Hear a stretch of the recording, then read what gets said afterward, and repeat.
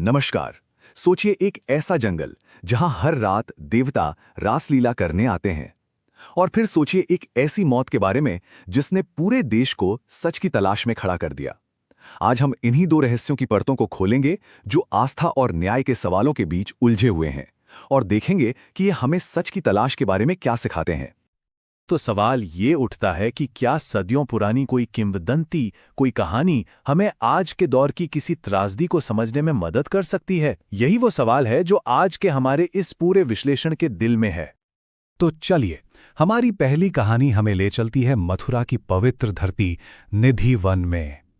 ये कोई बहुत बड़ा जंगल नहीं है, करीब 2.5 एकड़ में फैला है, लेकिन इसने अपने अंदर एक ऐसा राज दबा रखा है जिसे आज तक कोई भी सुलझा नहीं पाया। देखिए, निधि वन के जो नियम है ना, वो बड़े सीधे और बहुत ही ज्यादा सख्त हैं। जैसे ही सूरज ढलता है, ये जगह पूरी तरह खाली हो जाती है। और हम सिर्फ इंसानों की बात नहीं कर रहे हैं, यहाँ तक कि जानवर, पक्षी, कीड़े मकोड़े सब के सब ये जंगल छोड़ देते हैं। और कहानियों की माने तो जिसने भी इस नियम को तोड़ने की कोशिश की, उसका अंजाम बहुत बुरा हुआ। अब जाहिर है, जब कोई चीज़ इतनी रहस्यमयी हो तो लोगों में उत्सुकता तो होती ही है। लोग जोखिम उठाते हैं। हाल ही में एक छात्रा ने भी यही कोशिश की और वो रात में छिपने में कामयाब भी हो गई। लेकिन इससे पहले कि वो कुछ देख पाती, वहां के पुजारियों ने उसे ढूंढ लिया और सही सलामत घर वापस भेज दिया। इससे पता चलता है कि वो लोग इन नियमों को लेकर कितने गंभीर हैं। लेकिन हर किसी की किस्मत इतनी अच्छी नहीं होती। एक किस्सा है जयपुर के एक आदमी का, जो पूरी रात जंगल में छिपा रहा। अगली सुबह जब दरवाजे खोले गए तो वो बेहोशी की हालत में मिला, और कहते हैं कि उस रात के बाद वो आदमी फिर कभी पहले जैसा नहीं हो पाया। उसने अपना मानसिक संतुलन हमेशा के लिए खो दिया। तो आखिर ऐसा है क्या इस जगह में? क्यों है यह सब? वजह है आस्था। और वो आस्था कहती है कि हर रात खुद भगवान कृष्ण यहाँ राधा और गोपियों के साथ रासलीला करने आते हैं। ये एक दिव्य नृत्य है और वो नहीं चाहते कि कोई भी इंसान इसे अपनी आंखों से देखे। और ये सिर्फ कोई कहानी या मान्यता नहीं है, बल्कि एक रोजाना की रस्म है जो आज भी निभाई जाती है। हर शाम पुजारी भगवान कृष्ण के लिए एक कमरा तैयार करते हैं। बिस्तर लगाया जाता है, दातून रखी जाती है, पानी का लोटा, पान, सब कुछ। और हर सुबह बिस्तर पर सिलवटें मिलती हैं और सामान इस्तेमाल किया हुआ लगता है, मानो रात में सच में वहां कोई आया हो। 16,000, ये नंबर याद रखिएगा। ये सिर्फ एक गिनती नहीं है, बल्कि निधि वन के सबसे बड़े राज की चाबी है। एक ऐसी मान्यता जो इस जंगल के हर एक पेड़ से जुड़ी हुई है। असल में निधि वन के पेड़ कोई आम पेड़ नहीं है। आप देखेंगे तो उनकी शाखाएं ऊपर नहीं बल्कि नीचे की तरफ बढ़ती हैं, एक दूसरे में लिपटी हुई, जैसे कोई नृत्य कर रहा हो। मान्यता यह है कि ये 16,000 पेड़ असल में गोपियां हैं, जो दिन के उजाले में पेड़ बन जाती हैं और रात होते ही कृष्ण की रासलीला में शामिल होने के लिए फिर से जिंदा हो उठती हैं। तो देखिए, एक तरफ है ये निधि वन का दैवीय रहस्य जो आस्था पर टिका है, जिसके जवाब शायद हमें कभी ना मिले। और दूसरी तरफ अब हम बात करेंगे एक बिल्कुल अलग तरह के रहस्य की, एक इंसानी त्रासदी की, जो आधुनिक है, जो सबूतों पर टिकी है, और जहां जवाब पूरा देश मांग रहा है। अब हम आते हैं सुशांत सिंह राजपूत के केस पर, लेकिन इसे हम देखेंगे एक अलग नजरिए से, उनके परिवार के नजरिए से।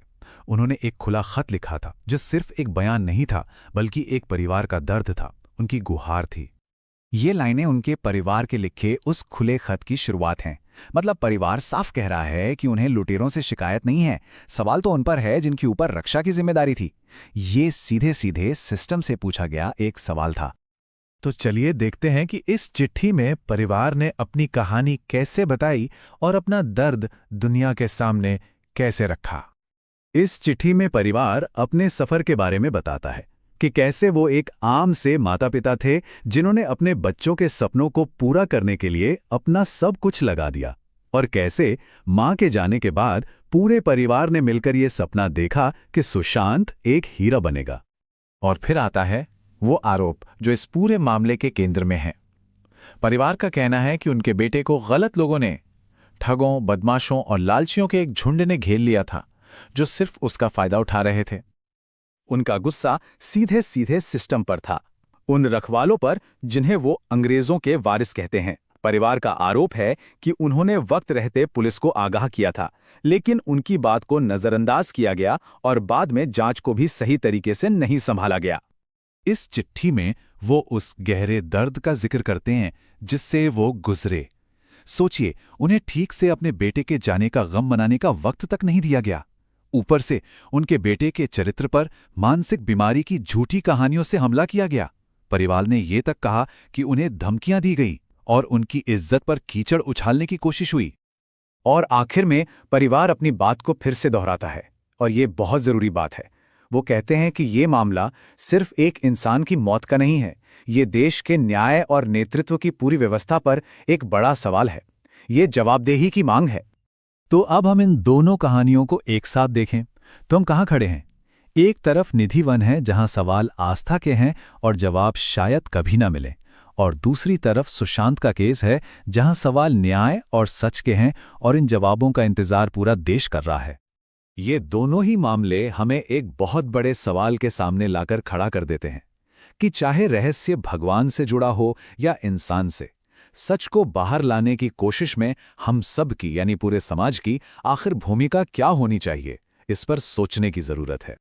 अगर आप ऐसे ही और भी दिलचस्प मुद्दों को समझना चाहते हैं तो अनम्यूट को सब्सक्राइब करना ना भूलें।